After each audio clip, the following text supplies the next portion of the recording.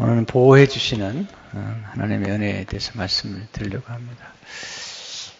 시편 23편을 가만히 묵상해 보면 한 사람의 전 생애의 여정이 담겨 있는 것 같아요.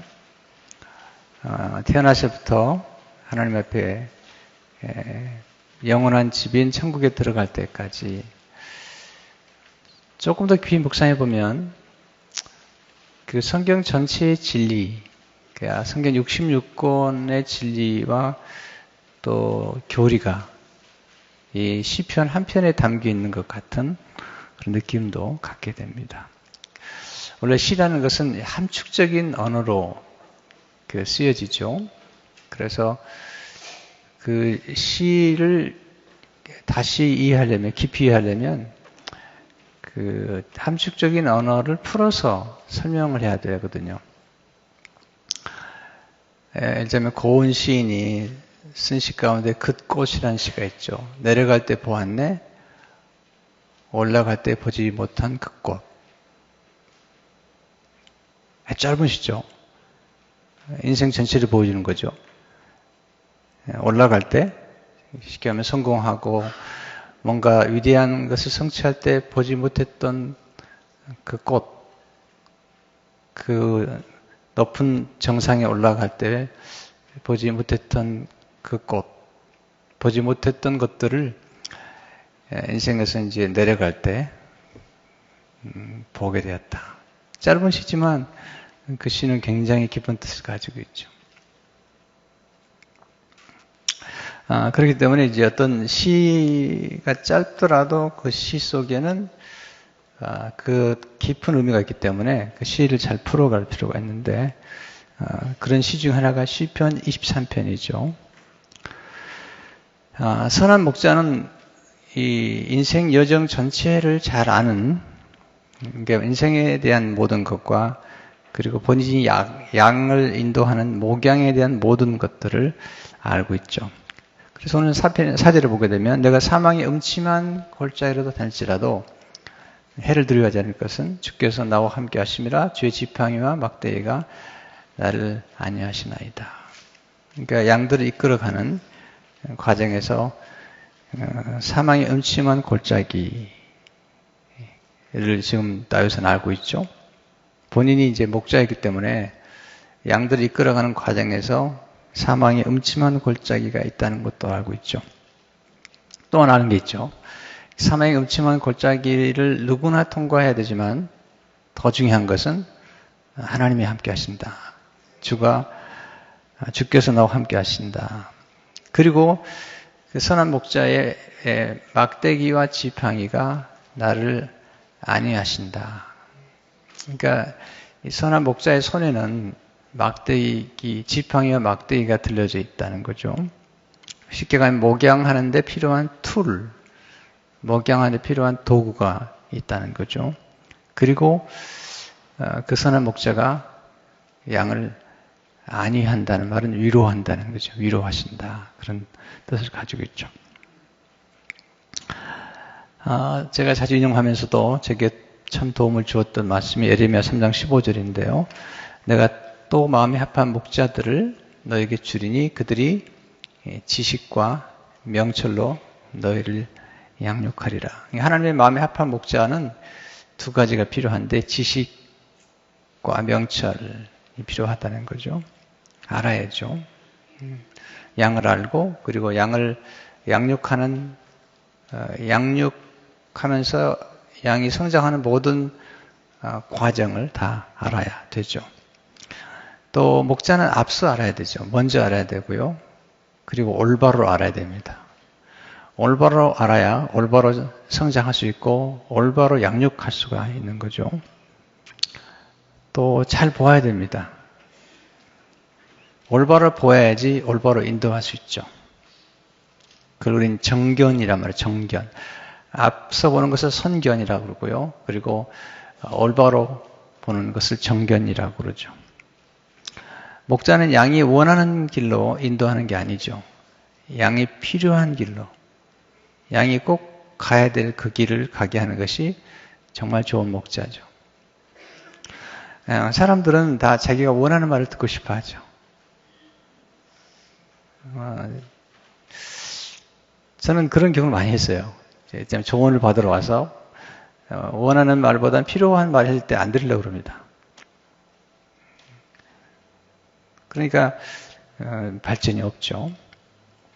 정말 지혜로운 사람은 내가 원하지 않더라도 내게 필요한 그 길, 또 정말 좋은 목자라면 사람들이 원하는 것보다는 필요한 것들을 알려주고 그 필요한 것들을 원하도록 만들어주는 목자. 이게 이제 중요한 목자죠. 목자가 인도하는 길 중 하나가 이제 사망의 음침한 골짜기라는 거죠. 골짜기. 이건 고난의 골짜기죠. 또는 슬픔의 골짜기. 때로는 질병의 골짜기. 때로는 실패의 골짜기. 때로는 이별의 골짜기. 때로는 상실의 골짜기. 이런 골짜기를 우리는 다 통과하게 돼 있죠. 이제 목양을 할 때 이 목양지를 이제 이끌어가는 목자의 여정이 1년이면 사이클이 돌아가는 건데요. 이제 주로 여름이 되면 이제 높은 산으로 양들을 데리고 갑니다. 왜냐하면 높은 산에 이제 그 푸른 꼴이 있기 때문이죠. 그래서 높은 산을 올라가서 이제 거기서 목양을 하다가 이제 겨울이 되면 다시 이제 아래로 내려오는 거죠. 이제 그 과정에서 높은 산을 올라가는 과정에서 꼭 거쳐야 되는 것이 골짜기라는 거죠. 높은 산에 올라가기 위해서는 반드시 골짜기를 거쳐야 되고 또 산이 높을수록 골짜기가 깊은 것이죠. 근데 이제 이 높은 골짜기를 가지만 우리가 깨닫는 첫 번째는 선한 목자가 함께 할 때 사망의 음침한 골짜기도 두렵지 않다는 거죠.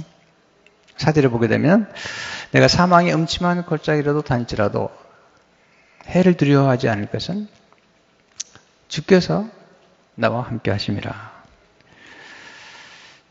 우리 예수님도 우리에게 절대로 우리 인생이 편안할 것이다. 문제가 없을 것이다. 라고 말씀한 적이 없잖아요. 요한복음 16장 33절을 보게 되면 이것을 너에게 이루는 것은 너희로 내 안에서 평안을 누리게 하려 함이라. 세상에서는 너희가 환난을 당하나 담대하라. 내가 세상을 이기었노라. 환난이 있다는 거죠. 어려움이 있다는 거죠. 그러나 담대하라. 내가 세상을 이기었노라. 다윗은 사망의 음침한 골짜기를 겪었던 사람이죠. 죽을 뻔을 수없이 한 사람이에요. 그래서 그는 그 인생에서 사망의 음침한 골짜기를 통과했던 그런 경험들을 시에 기록하고 있죠. 10편 18편 4절에 보면 사망의 줄이 나를 얽고 불의의 창수가 나를 두렵게 하였으며 사무엘하 22장 5절을 보게 되면 사망의 물결이 나를 애우고 불의의 창수가 나를 두렵게 하였으니 사망의 줄이 나를 얽매어 맸다. 굉장히 두려운 일들이 많이 우리에게 경험이 되죠. 근데 왜 하나님은 우리로 하여금 이렇게 사망의 골짜기를 통과하게 하시고 고난의 골짜기를 통과하시는 걸까요? 첫째로 목자는 골짜기 길이 양들을 높은 산으로 인도하는 최선의 길임을 알고 있기 때문이죠. 필리 켈러는 직접 목양을 했던 그런 목사님이신데 그분이 쓴 책 양의 목자라는 책에 보면 이렇게 얘기하고 있습니다. 산마다 골짜기가 있기 마련이다. 그 골짜기의 양 측면은 깎아지른 듯이 깊고 험한 협곡을 이루고 있다. 그리고 정상으로 올라가기에 가장 좋은 길은 항상 바로 이러한 골짜기를 따라 나 있다.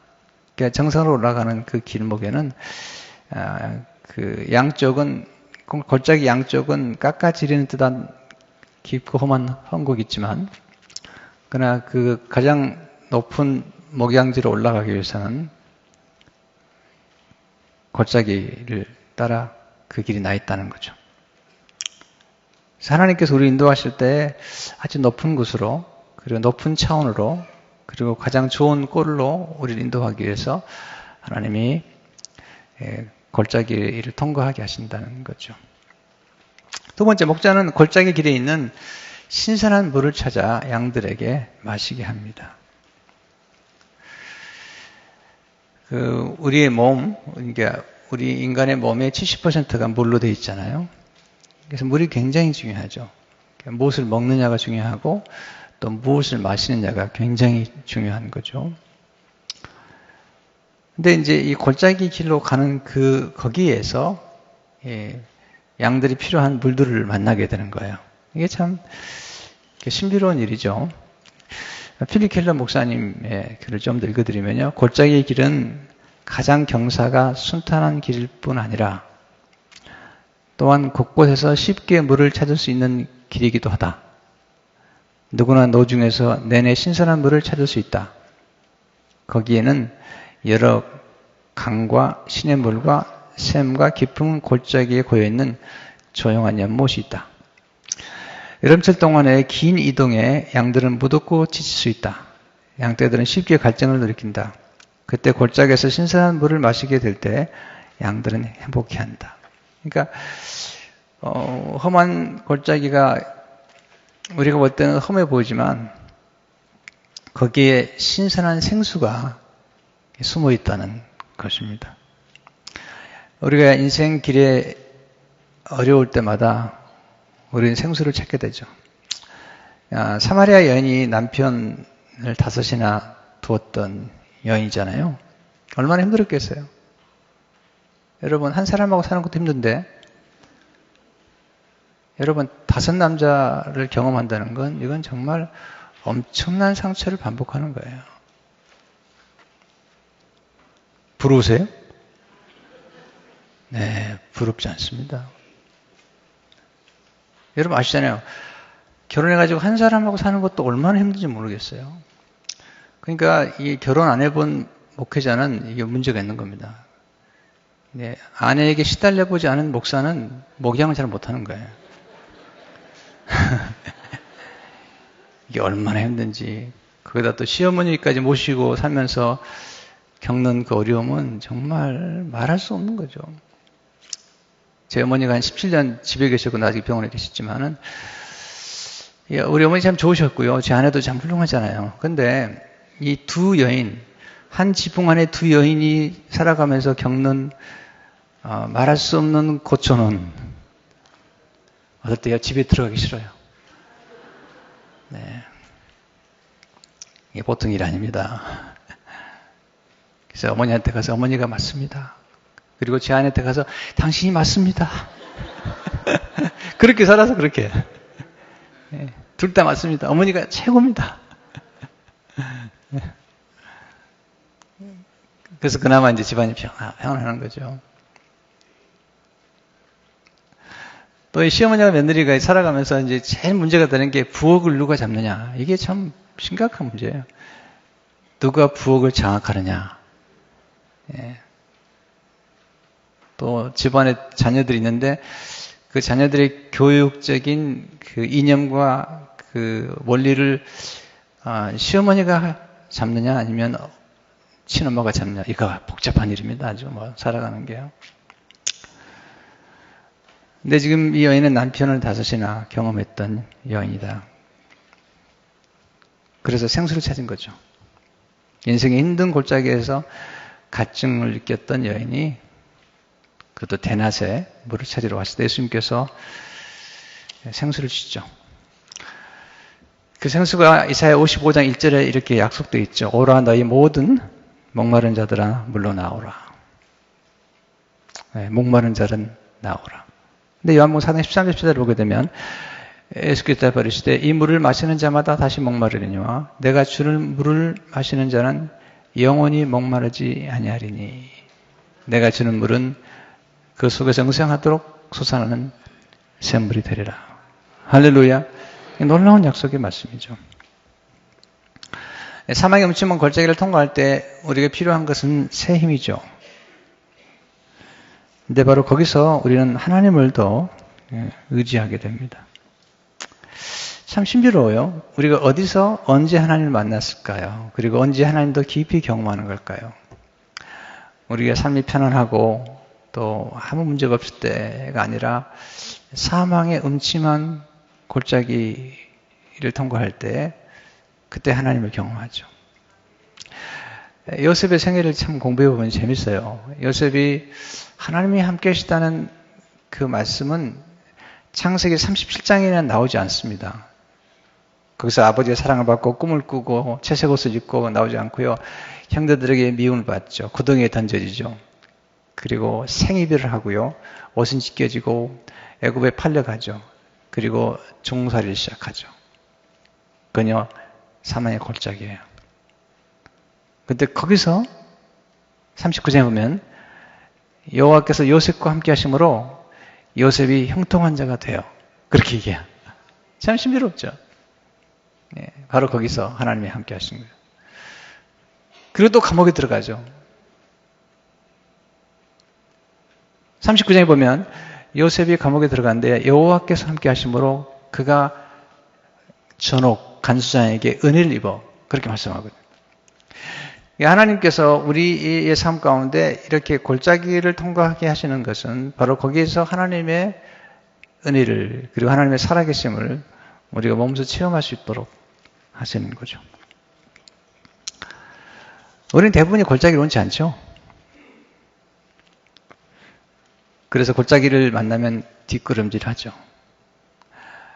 근데 그 골짜기를 통과하면서 우리는 그 골짜기에 숨어있는 놀라운 푸른 초장을, 그 놀라운 생명수를, 그리고 골짜기에서만 경험할 수 있는 하나님의 은혜를,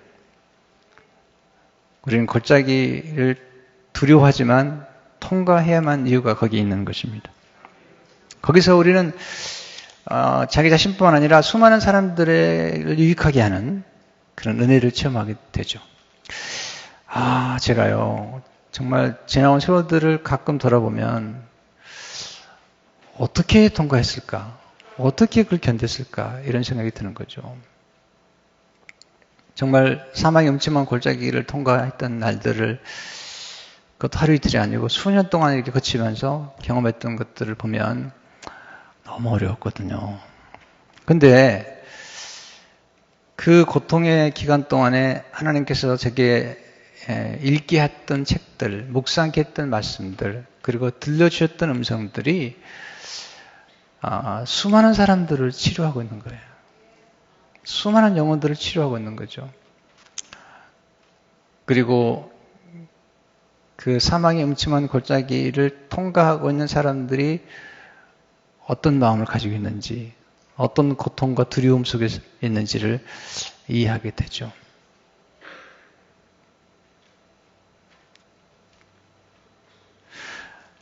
예수님은 죄가 없는 분이세요. 예수님은 모든 고난을 통과하시죠. 쉽게 말하면 사망의 음침한 골짜기를 통과하시죠. 그래서 우리를 위로하시는 분이시죠. 다 알기 때문에. 세 번째, 목자는 골짜기 길에 풍성한 꼴이 있는 것을 알죠.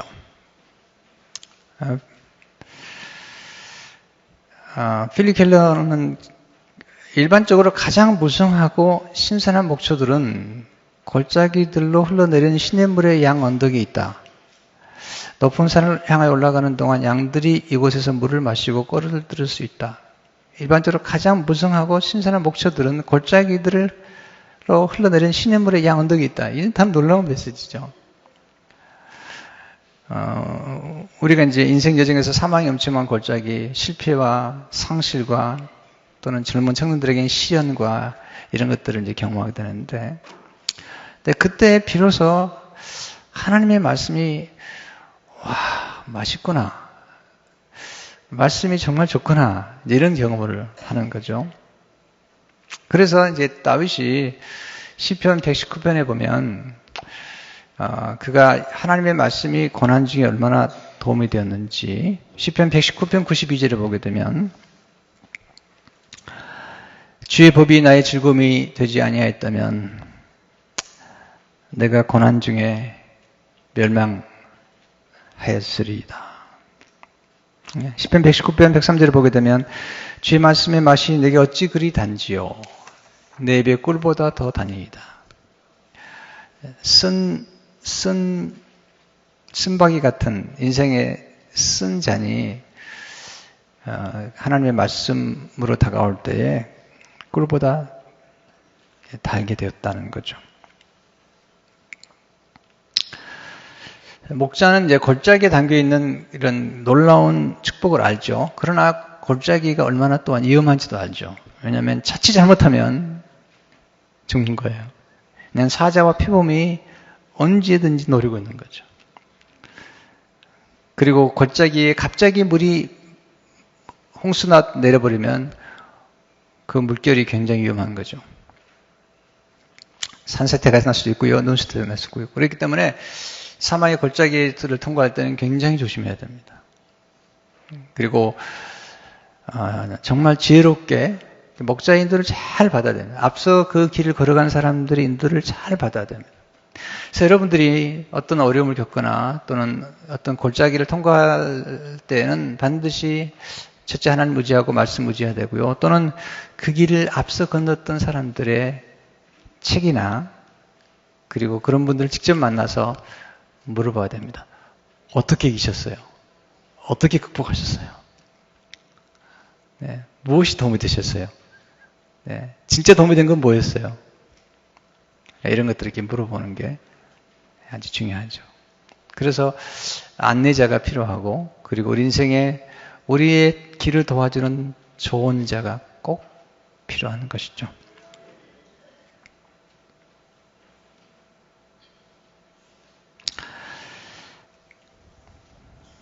필리킬러는 이렇게 얘기하죠. 우리의 선한 목자께서는 친히 우리를 골짜기 가운데로 인도하실 때 이 모든 것에 대해서 익히 알고 계신다.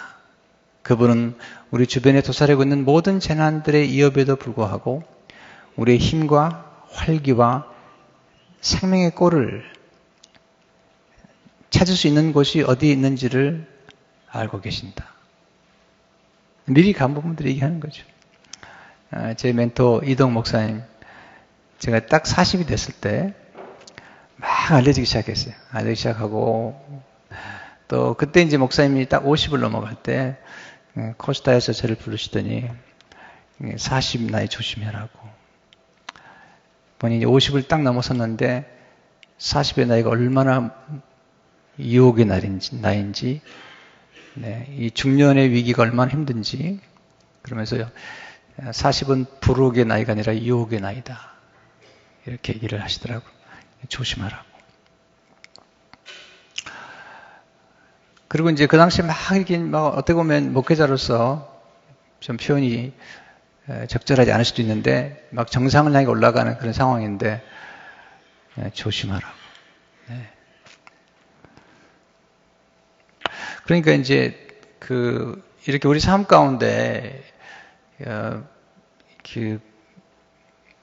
피크 앤 밸리 우리 인생에는 높은 정상이 있고 또 골짜기가 있는데 이것들을 잘 이해하고 그 길을 통과해본 사람, 통과해본 지도자들이 이제 우리를 잘 안내할 수 있는데 하나님이 그렇게 하시죠. 그리고 지금 다윗은 시편 23편에서 그가 이미 목자로서 양들을 섬기면서 경험한 것들에 대해서 말씀을 나누고 있는 것을 보게 되죠.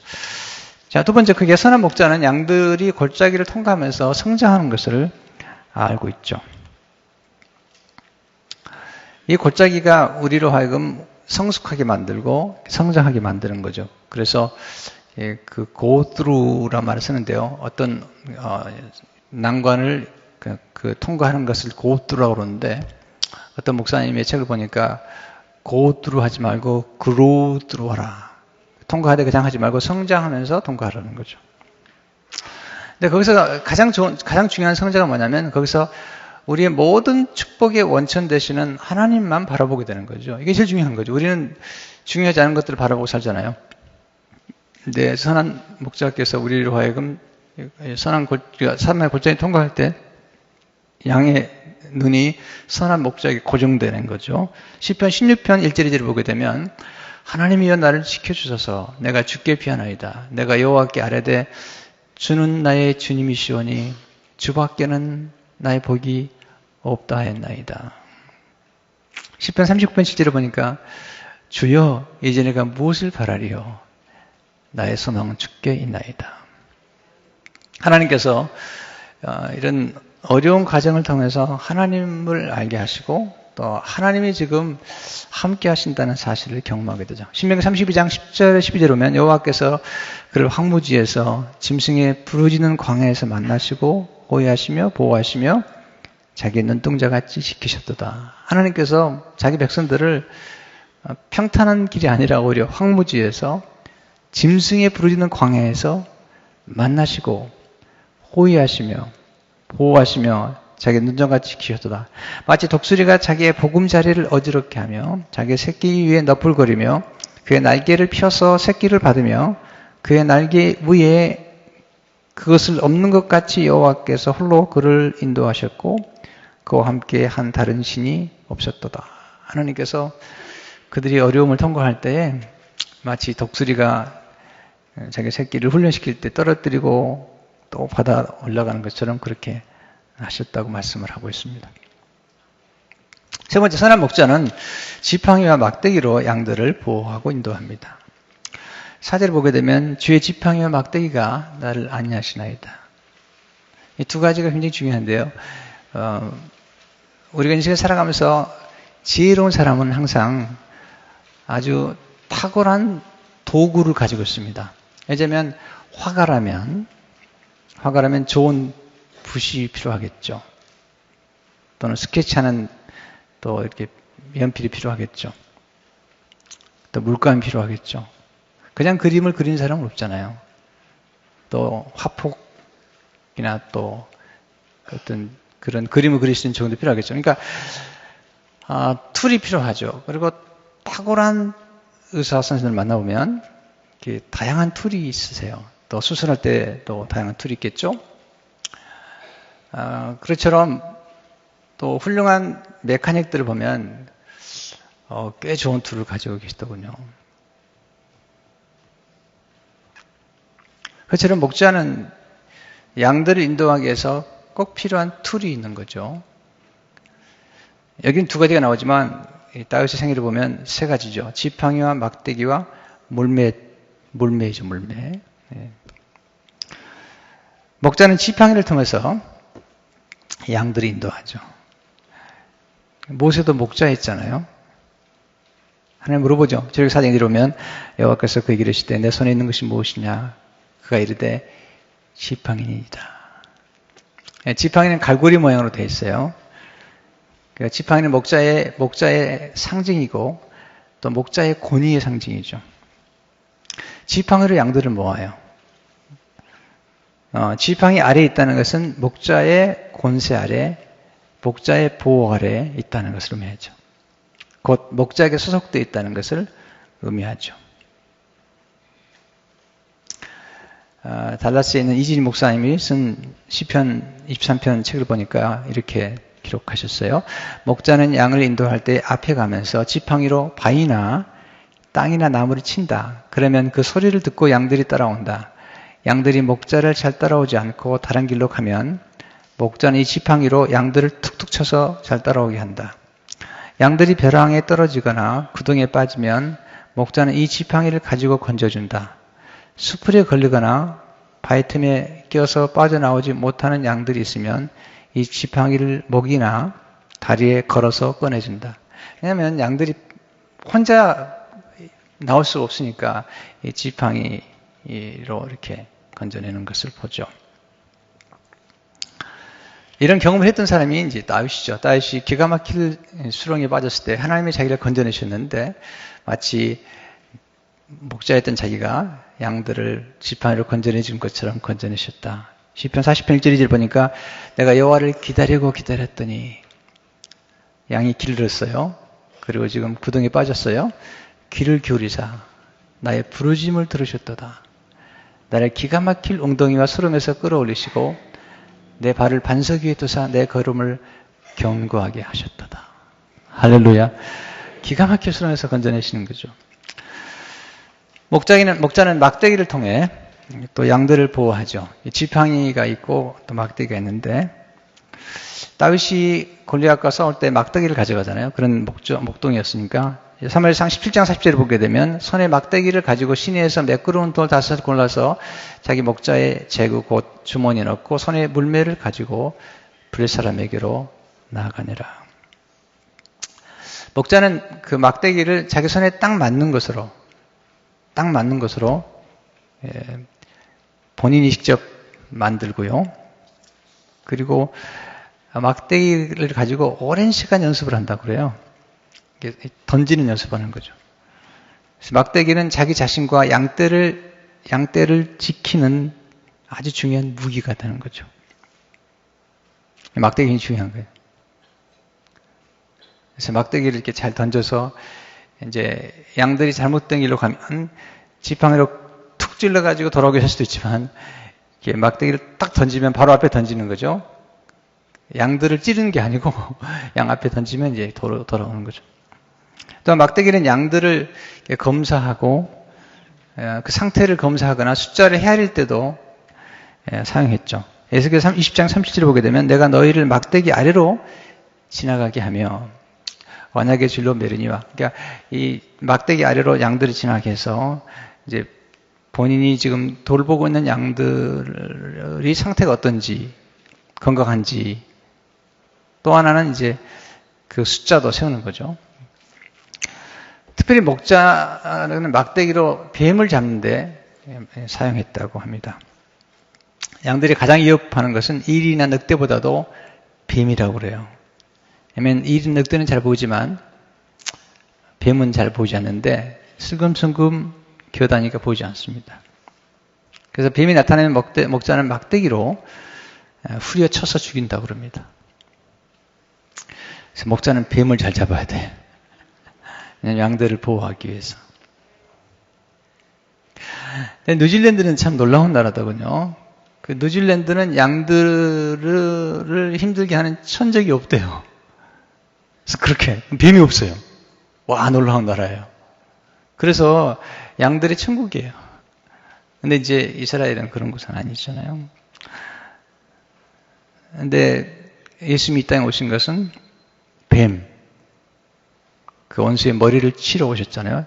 창세기 3장 15절에 보면 내가 너로 여자 원수가 되게 하고 내 후손도 여자의 후손과 원수가 되게 하려니 여자 후손은 내 머리를 상하게 할 것이요 너는 그의 발꿈치를 상하게 할 것이니라 하시고. 근데 이게 이제 요한계시록 12장 9절을 보게 되면 큰 영이 내어 쫓기니 옛뱀 곧 마귀라고도 하고 사탄이라고도 하며 온 천하를 꿰는 자라 그가 땅으로 내쫓기니 그의 사자들도 그와 함께 내쫓기니라. 옛뱀 마귀 사탄, 천하를 꿰는 자, 예수님 오셔서 머리를 치신 거죠. 목자는 막대기로 양이 잘못된 길로 갈 때 바로잡아주죠. 이게 말씀이거든요. 막대기는 뭔가를 지는 건데, 그 당시도요, 매주 하는 건데, 하나님의 말씀으로 이제 바로잡아주는데, 디모데후서 3장 16절 17을 보게 되면, 모든 성경은 하나님의 감동으로 된 것으로 교훈과 책망과, 그 다음에 바르게 함과 의로 교육하게 유익하니, 이는 하나님의 사람으로 온전하게 하며 모든 선한 일을 행할 능력을 갖추게 하려 함이라. 이게 목회자가 하는 일이 뭐냐면 하나님 말씀으로 잘못된 길로 갈 때 교훈하고 책망하고 또 바른 길로 가도록 안내해서 성도를 성숙시키는 일을 하는 거죠. 그러니까 이 목회자가 이제 이 툴이 필요한데 이 툴이 이제 막대기, 지팡이와 막대기와 그리고 이제 하나가 되어 있는데 물매죠. 목자는 물매로 양들을 보호하는데 다윗은 물매를 정말 잘 던졌던 사람이죠. 그래서 그 골리앗 장군의 머리를 이렇게 치잖아요. 사무엘상 17장 40절을 보게 되면 손에 막대기를 가지고 시내에서 매끄러운 돌 5을 골라서 자기 목자의 제구 곧 주머니에 넣고 손에 물매를 가지고 블레 사람에게로 나아가니라. 근데 이 막대기를 던지는 것도 굉장히 정확해야 되지만 물매도 수없이 연습하게 되면 아주 정확하게 그런 사자나 곰 또 일이나 표범들을 물리치셨다고 그럽니다. 근데 성경에 보면은 그 당시에 고대에 가장 중요한 무기 중 하나가 물매였어요. 사사기 10장 10절을 보면 이 모든 백성 중에 택한 700명은 다 왼손잡이라 물매로 돌을 던지면 조금도 틀림없는 자들이더라. 그러니까 심지어는 이게 전쟁터에서 굉장히 중요한 거죠. 역대상 12장 2절을 보게 되면 그들은 활을 가지며 좌우 손을 올려 물매도 던지며 화살도 쏘는 자요. 베냐민 지파 사울의 동족인데 그의 이름은 이러하니라. 그러니까 그 당시에는 전쟁터에서도 물매를 썼지만 이제 목자의 경우에는 굉장히 중요한 양들을 보호하는 툴이 되었던 거죠. 보통 탁월한 이 물매 선수들은 사람들은 200m 정도 떨어진 것도 정확히 맞췄고요. 심지어는 400m까지도 맞췄다는 거죠. 대단한 거죠. 화살은 갑옷을 못 들었다고 그럽니다. 그런데 물매로 충격을 주면 죽을 수도 있는 거죠. 그러니까 골리앗 장군이 갑옷 입고 투구 썼는데 딱 이마가 비어있는 거기에 이제 돌을 던졌는데 물매가 굉장히 중요한 거죠. 제가 82년에 이제 미국에 왔는데 그 당시에 이제 그런 생각이 드는 거죠. 제가 이제 한 닥터스 오피스를 제가 방문했는데 그 병원에서 쓰는 이제 툴들이 있더라고요. 또 특별히 치과 같은 데 가면 치과 그 도구가 있잖아요. 있는데 제가 보니까 이제 그 좋은 병원이나 또는 좋은 치과 의사 분을 만나보면은 그 툴이 굉장히 좋은 거예요. 비싸더라고요. 보통 치과를 이렇게 개업하려면 꽤 돈이 많이 들어가잖아요. 근데 제가 한 질문은 뭐냐면, 화가에게 붓이 중요하다면, 또 무사에게 칼이 중요하다면, 또 메카닉에게 그 툴이 중요하다면 목회자의 툴이 뭘까? 네, 성경과 책이에요. 성경과 책이에요. 네, 성경을 잘 전달하기 위해서 필요한 게 책이죠. 근데 제가 아주 부끄러웠던 건 뭐냐면 보통 그 당시에 82년도에 치과 의사 한 분이 개업을 하려면 보통 10만 불에서 30만 불 정도의 그 툴이 필요하더라고요. 지금은 더 하겠죠. 지금 더 좋은 게 더 많이 나왔으니까. 그리고 메카닉들도 아주 탁월한 메카닉들은 보통 3,000불에서 10,000불 정도 좋은 툴을 가지고 있었습니다. 자, 그렇다면 내가 목회자인데 나의 목회자에게 가장 중요한 툴은 성경과 함께 책인데 나는 책을 과연 몇 권이나 가지고 있는가? 부끄러웠습니다.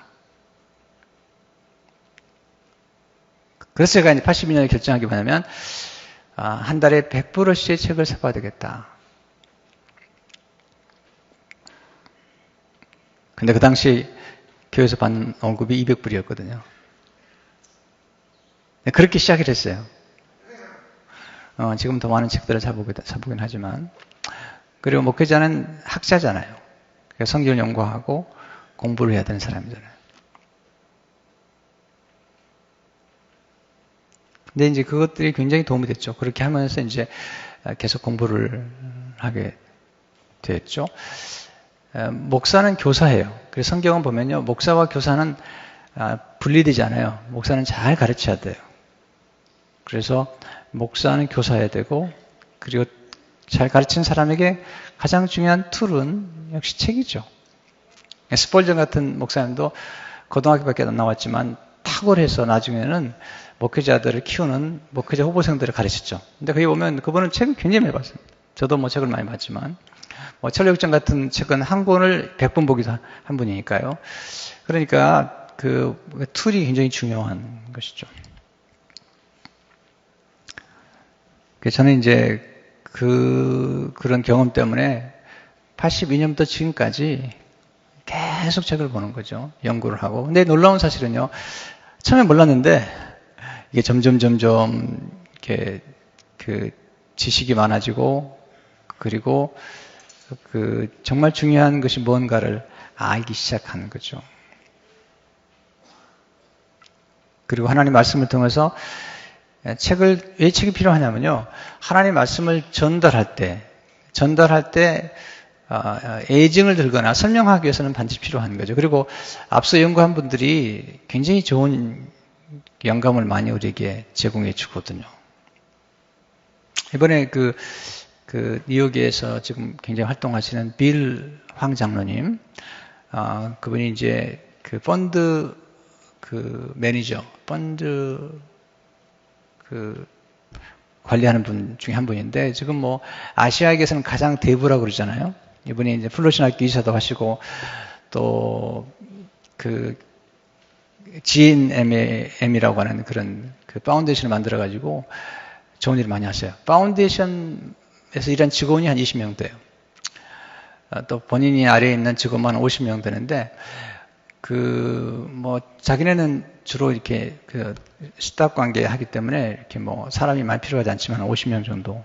근데 이분이 하고 있는 중에 하나가 뭐냐면, 책을 오디오북으로 만들어가지고 성경과 책을 함께 읽게 하는 거예요. 이번에 와서 이제 같이 시간을 보내면서 한 3시간 정도 많은 얘기를 나눴습니다. 근데 그분이 그러더라고요. 본인은 평신도인데, 3가지가 균형을 이루어야지 잘 성장하더라는 거예요. 첫째는 말씀, 성경 읽어야 되고, 두 번째는 설교를 들어야 된다는 거예요. 세 번째는 독서. 이 3가지가 적절한 균형을 이룰 때에 정말 이 지성과 감성과 영성을 균형 있게 갖춘 그런 신자들이 성장하더라는 거예요. 굉장히 도움이 됐어요. 굉장히 왜냐하면 전 목회자니까, 목회자로서 생각하는 게 있는데, 장로님이 또는 그것도 미국에서 공부하고 또 지금 굉장히 중요한 역할을 많이 하거든요. 그 장로님이 그렇게 얘기하니까 제가 리슨하게 되잖아요. 근데 제가 그 얘기를 들으면 맞아요. 네, 성경 읽어야 되고요. 그리고 하나님 말씀을 잘 들어야 돼요. 설교를 잘 들어야 돼요. 그리고 세 번째는 독서가 꼭 필요해요. 그렇지 않으면 균형 있게 성장하지 않아요. 저는요, 신자들을 많이 봤어요. 어떤 신자는요, 설교를 잘 안 들어요. 그리고 기도만 해요. 병들었어요. 반드시 말씀과 기도가 같이 가야 돼요. 그리고 목회자가 주는 말씀의 꼴을 잘 먹어야 돼요. 그리고 책은 또 안 봐요. 그러니까 이게 지성적으로 이 지식이 중요하잖아요. 목자는 지식과 명철로 양육하는데, 이 정확한 지식, 쉽게 하면 총체적인 지식과 인문학적인 인생이 무엇이며 인간이 누구이며 하나님은 어떤 분인가에 대한 총체적인 지식을 갖지 않을 경우에는 문제가 생기는 거잖아요.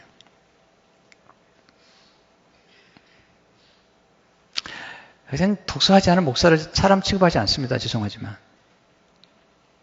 좀 극단적인 표현에서 미안해요. 왜냐하면 학자란 말이죠.